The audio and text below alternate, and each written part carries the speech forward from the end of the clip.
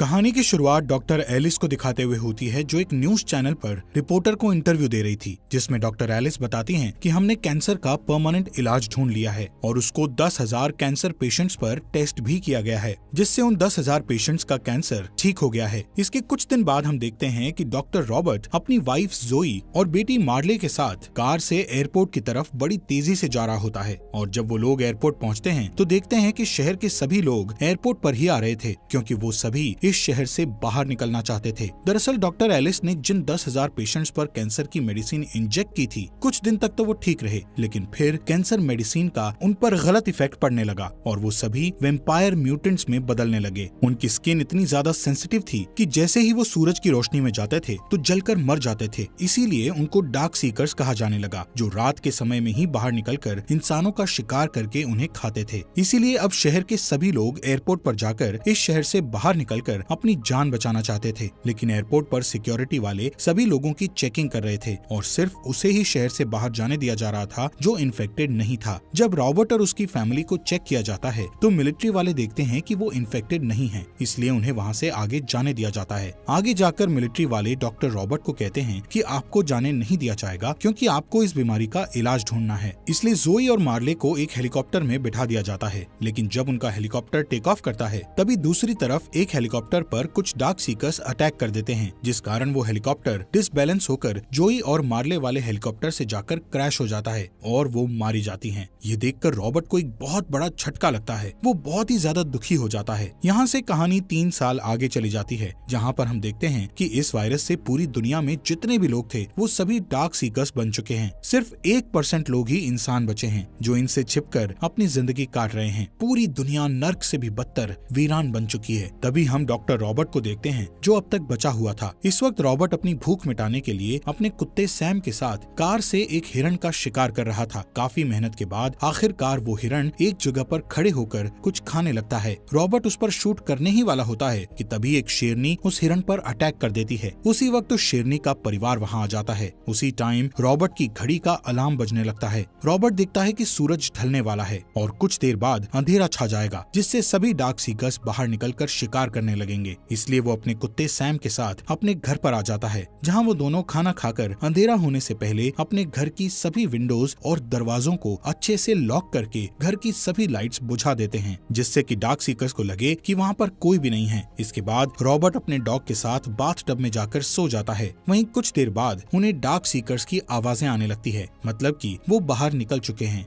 अगली सुबह रॉबर्ट थोड़ा वर्कआउट करने के बाद अपनी लैब में जाता है। यहाँ पर वो इस वायरस के इलाज की वैक्सीन बना रहा था। लैब में उसने बहुत सारे इन्फेक्टेड चूहों को पकड़कर रखा हुआ था, जिन पर वो टेस्ट करता था। रॉबर्ट देखता है कि सभी चूहे अभी भी वैसे के वैसे ही हैं, लेकिन तभी उसकी नजर एक चूहे पर पड़ती है जिसको उसने लास्ट टाइम दवाई दी थी। वो चूहा काफी शांत और नॉर्मल लग रहा था। ये देखकर वो काफी खुश होता है कि आखिरकार उसने इस वायरस का एंटीडोट बना लिया है। अब वक्त था इस एंटीडोट को किसी डार्क सीकर पर टेस्ट करने का। इसलिए वो पहले सैम के साथ बाहर जाकर रोज की तरह रेडियो पर अनाउंस करता है कि अगर कोई जिंदा इंसान इस अनाउंसमेंट को सुन रहा है और डार्क सीकर से बचना चाहता है तो वो मुझे दिन के समय साउथ स्ट्रीट ब्रिज पर मिले। मैं आपको खाना और रहने के लिए घर दे सकता हूँ। कुछ देर बाद जब एक शिप पर रॉबर्ट गोल्फ खेल रहा होता है तो अचानक सैम की नजर एक हिरण पर पड़ती है, जिससे वो दोनों आज के खाने के लिए उसका शिकार करने लगते हैं। लेकिन भागते भागते वो हिरण एक अंधेरे घर में घुस जाता है। उसके पीछे ही सैम वहाँ चला जाता है और सैम के पीछे पीछे रॉबर्ट भी उस अंधेरे घर में चला जाता है।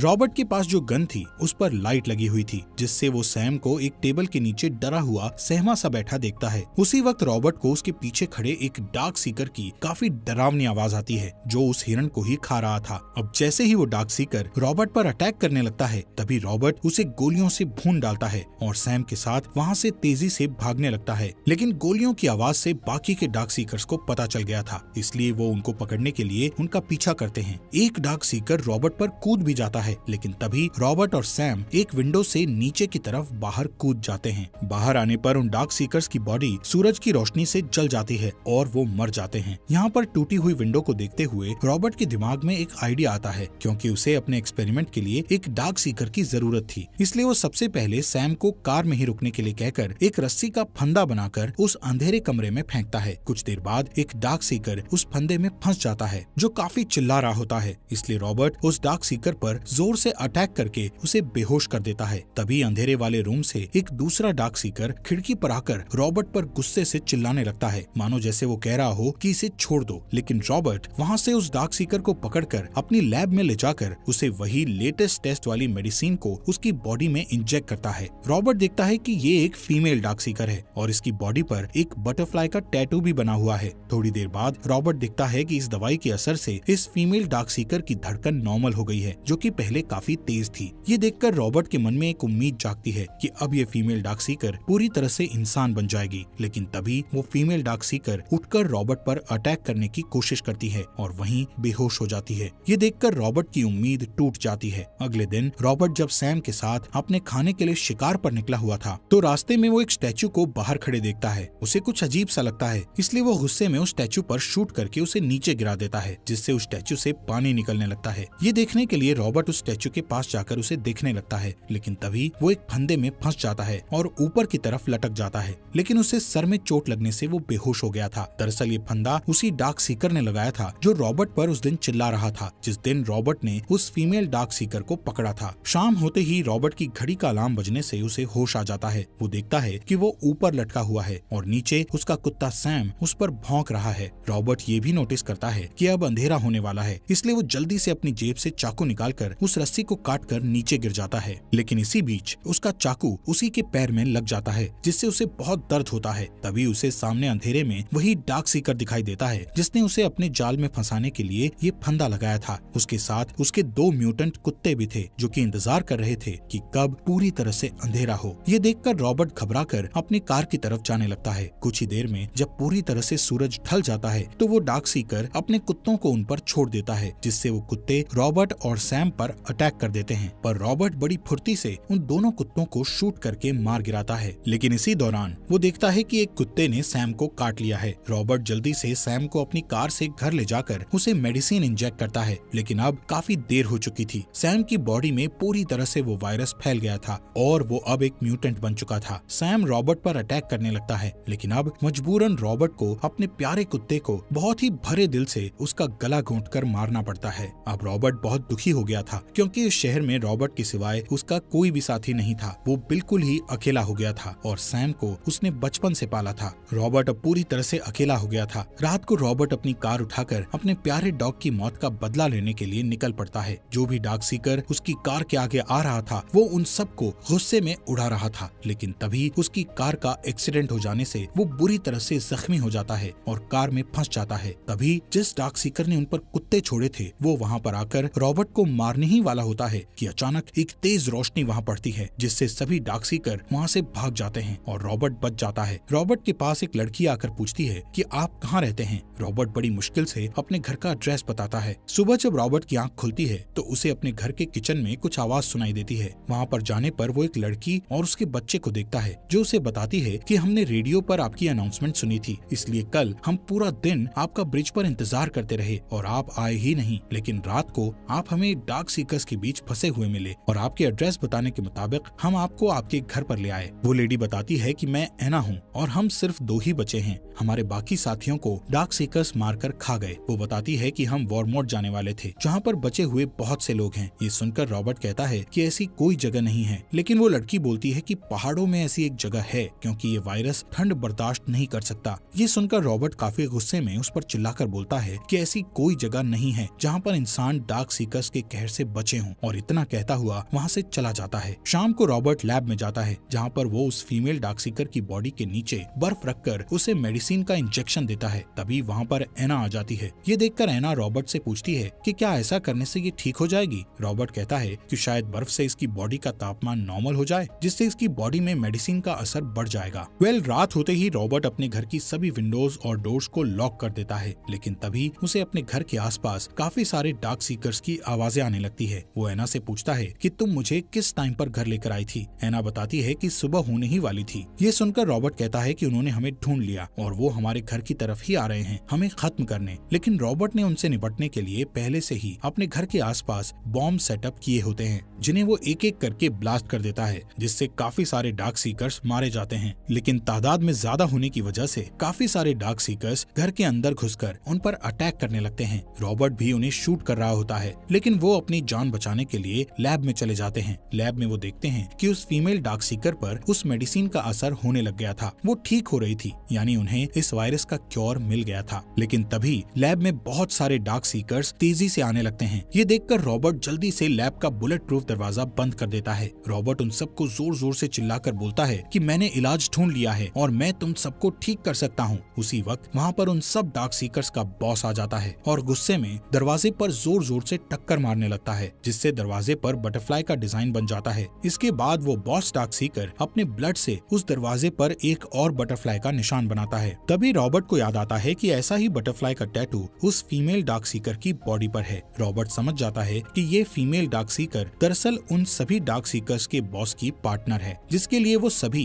यहाँ पर उसे लेने आए हैं। इसलिए अब रॉबर्ट उस फीमेल डार्क सीकर को लेकर बाहर बॉस डार्क सीकर के पास चला जाता है, जिससे बाकी के सभी डार्क सीकर्स उस पर अटैक करने की कोशिश करते हैं, लेकिन उनका बॉस चिल्लाकर उन्हें रोक देता है। इसके बाद रॉबर्ट एक सिरिंज निकालकर उस फीमेल डार्क सीकर का थोड़ा सा ब्लड निकाल लेता है। तभी उस फीमेल डार्क सीकर को होश आ जाता है और वो अपने पार्टनर को देखकर उसके गले लग जाती है। इसके बाद उनका बॉस अपनी पार्टनर को लेकर उन सभी डार्क सीकर्स को वहाँ से ले जाता है। अगली सुबह रॉबर्ट एना और उसके बेटे के साथ वॉरमॉट की तरफ निकल पड़ता है। एना रेडियो में अनाउंस करती है कि अगर कोई अभी भी जिंदा बचा हुआ है तो हमें वॉरमॉट मिले, क्योंकि हमने इस वायरस का इलाज ढूंढ लिया है। और इसी के साथ ये अमेजिंग मूवी यहीं पर खत्म हो जाती है। दोस्तों, आपके अपने फॉक्स एक्सप्लेनर हिंदी चैनल को सब्सक्राइब करना मत भूलना।